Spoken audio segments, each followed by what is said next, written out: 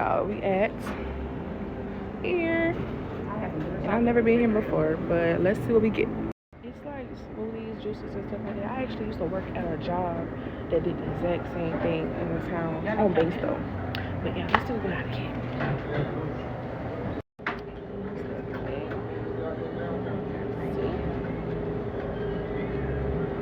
What's that one?